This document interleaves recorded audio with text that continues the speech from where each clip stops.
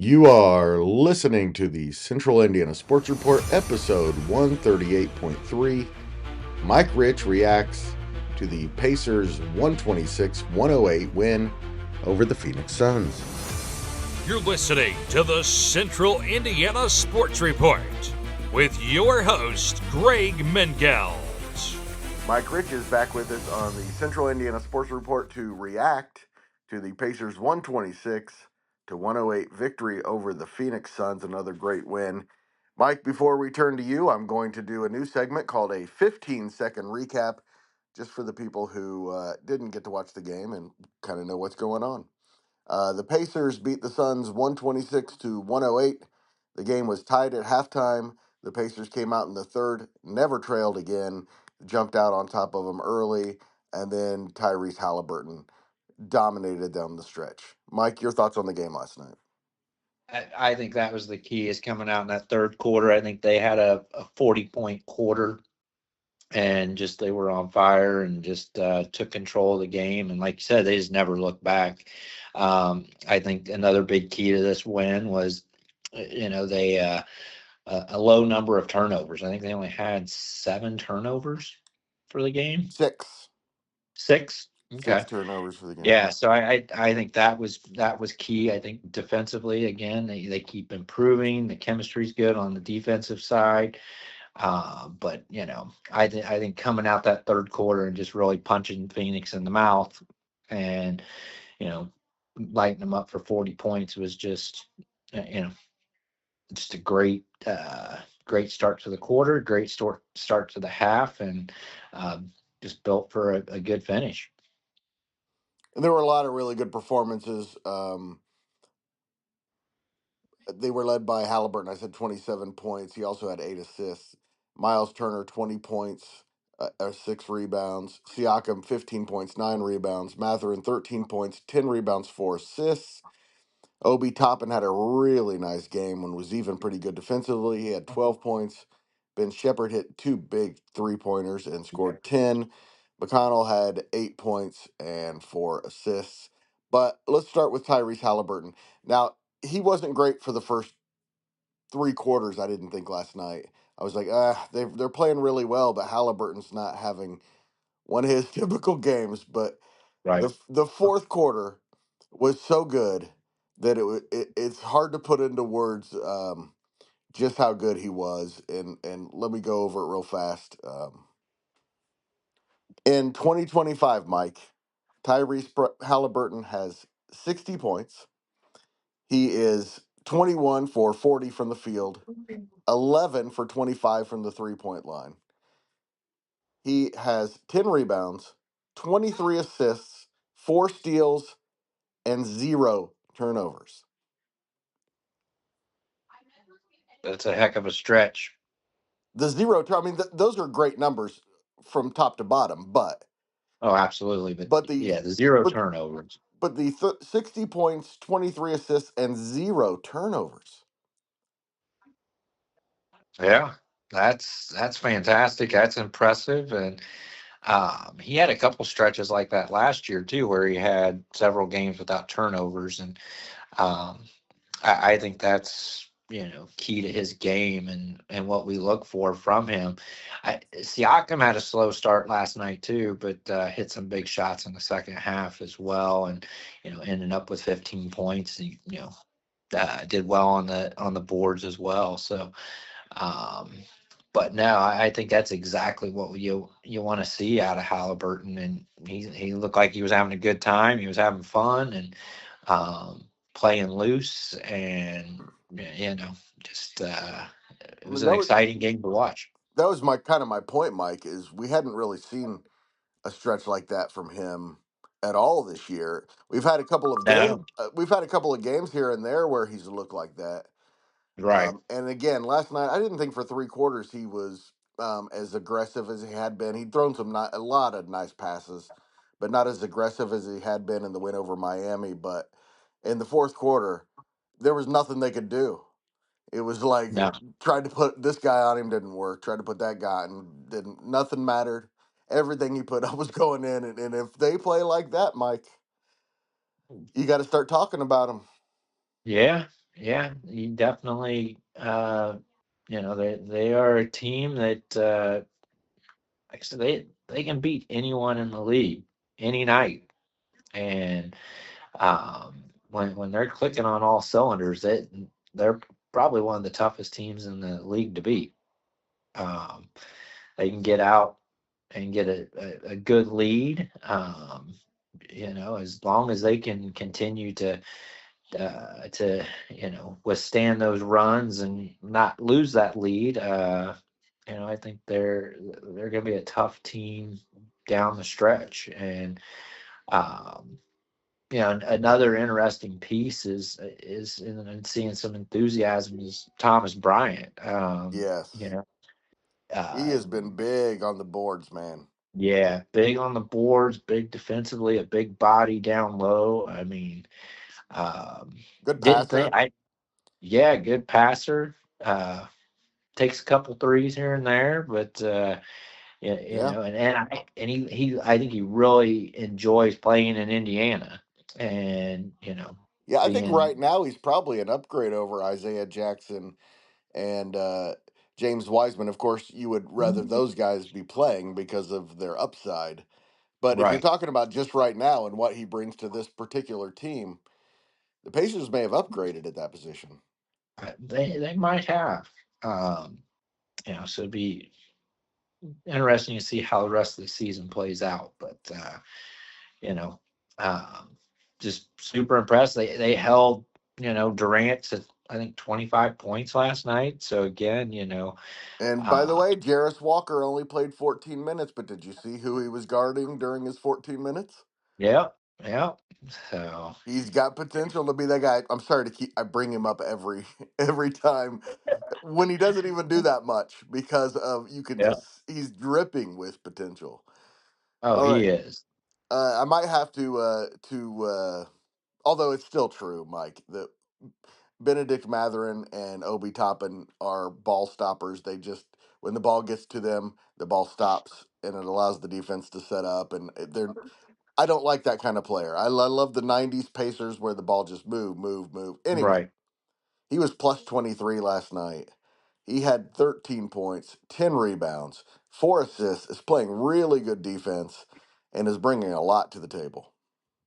Yeah. Um, it's been a good year for him. He's improved every year, and Love the yeah, way he's attacking the basket. yeah, yeah, definitely. I mean, he is someone that will take it to the basket, and we talked a little bit before.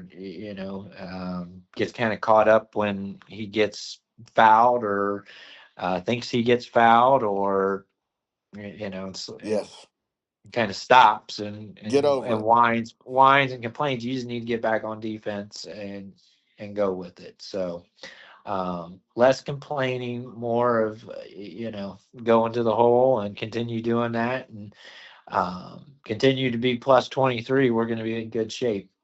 Nimard is another one that just continues to play well, and it's really Really nice to have well. him back. He was 3 for 3, 2 for 2 from 3-point line. Didn't score a lot of points, but again, defensively he plays well. I'll He take 9 points on 3 shots every time, Mike. absolutely, absolutely, and just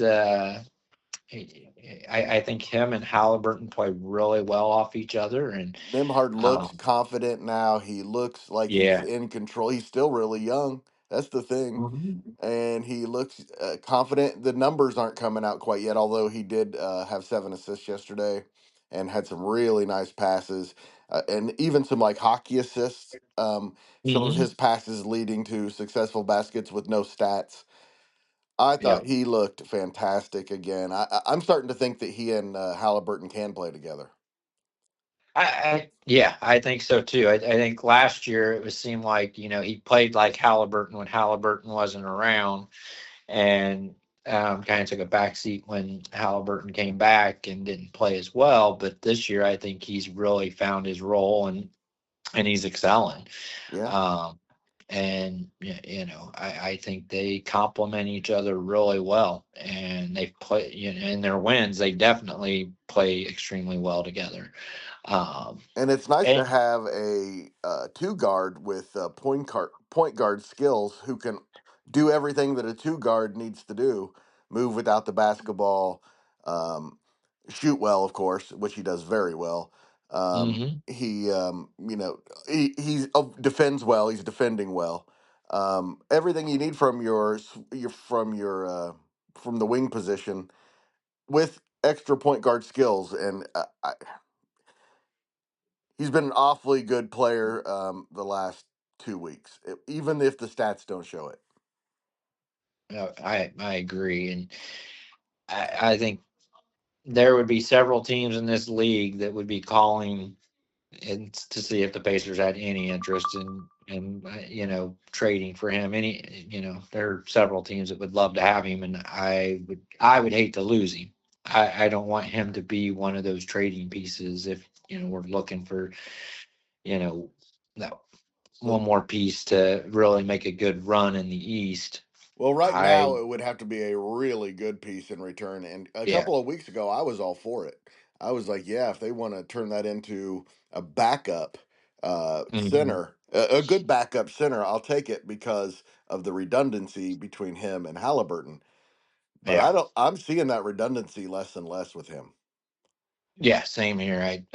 And I think we're seeing more and more potential, and um, and I think anytime you hear trade talks with the Pacers, he seems to be kind of uh, the buzz name and Yeah. in a package deal, and Because teams are looking for a competent point guard, and they know that he's stuck behind Halliburton. And honestly, at point guard, he's stuck behind McConnell too. He Mhm. doesn't even get to play his natural position. So I'm sure there are other teams saying, "We got a good team. We just need somebody to run it." But they're gonna have to give back something really good for Nimhard at this point. Yeah, I I 100% agree with that. So that'd be something really good. Yeah, and Jarris Walker, don't. It would take so much with that potential that he has to get him away from the Pacers too. Matherin, like I said, it's not. Look, I don't. I want to make this clear. Benedict Matherin is not a selfish player. He's not a ball hog. He's a willing passer. But when the ball moves, and then gets to him, it sticks, and it allows the defense to recover and guard everyone. Yeah, When they were scrambling with the ball moving, so there's yeah. something particular that I don't care for. So therefore, I wouldn't mind seeing him be part of a trade, but I like him a lot. I see his potential. He's still young. He gets better every year. It seems like his instincts have gotten better, although I still don't think Mhm. he has great basketball instincts, unlike most of the rest of the Pacers. But if there was a chip that went, he would be my preference. But I don't particularly want to see him go anymore either. No, no. I just want to see us continue to get better, and I again, our bench is deep. It's strong. It's the best bench in the NBA, and Well, at least it was. It might not be anymore with all the injuries, but once they're full, it's when they were whole at the beginning of the year, their benches were the bench was so dominant that it yeah. almost overcame all the struggles of the starters. But hmm it hasn't been quite that good of late for obvious reasons. Right, right. Matherin moved from the bench to the starting lineup, and that changes a whole lot about the bench. So. Yes.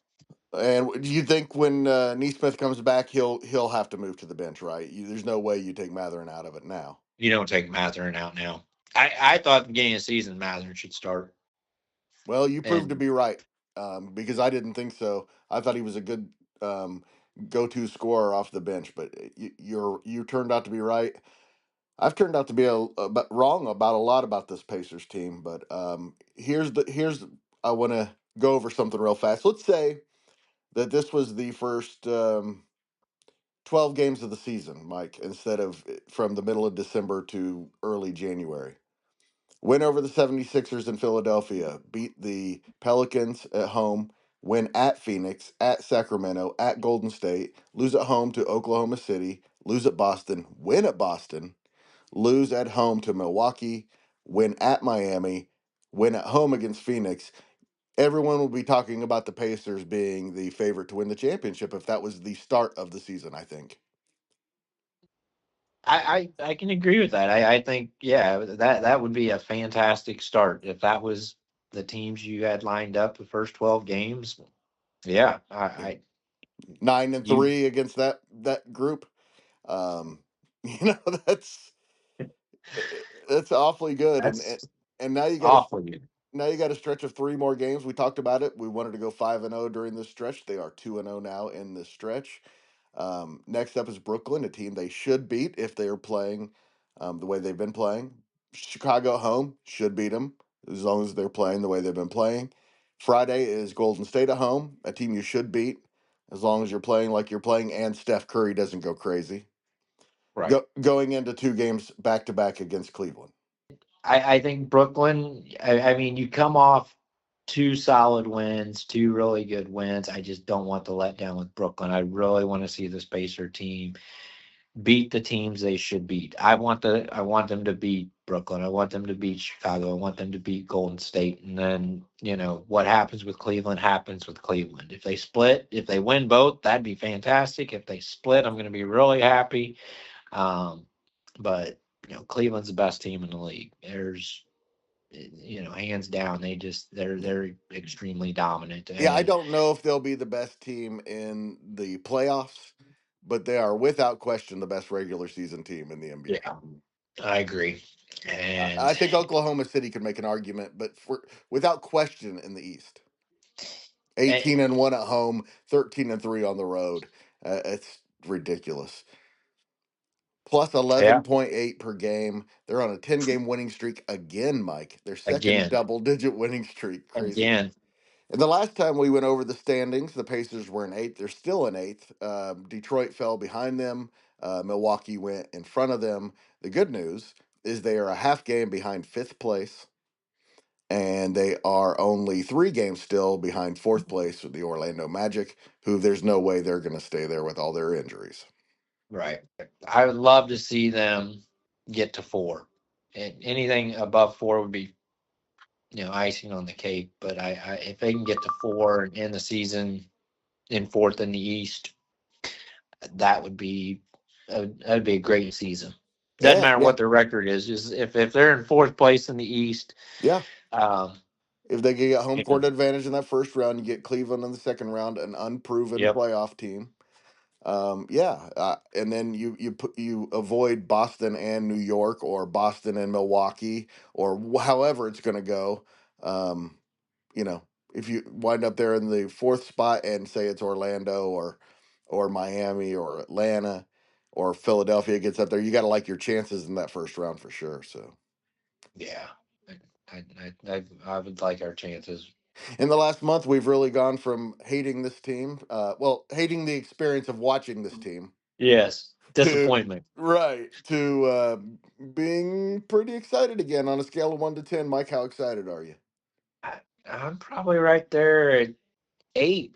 I Mm. mean, I'm up there. It's there's a lot to look forward to, and this the rest of this month. You outline the upcoming next 5 games. I mean, and if we can go 4-1, 5-0, and that, I mean, Then people are going to start talking. yep, because then you follow that with Detroit, Philadelphia, San Antonio twice, Detroit again, and I mean, so those 1, 2, 3, 4, 5. The next 5 games are against teams you should beat Yep, and the after important thing Cleveland. isn't even the wins. The important thing is how they've been looking, and they've been looking great. Yeah, Thanks to my man Mike Rich for joining me again. Like I said, he's a very, very busy man, so we'd like to be able to do this after every game. That's not going to be the case. Monday night, he will be traveling and not be available, but they play again on Wednesday, and we might be able to do that then. We will become more and more consistent on bringing you our reaction podcasts. in the future. We hope to add IU, Purdue, Colts, Ball State, others to our daily reaction podcasts. So, thank you very much for listening. We appreciate that you spend your time with us. Please go like, subscribe, or follow us right now. And it would be very helpful if you would tell a friend about the Central Indiana Sports Report.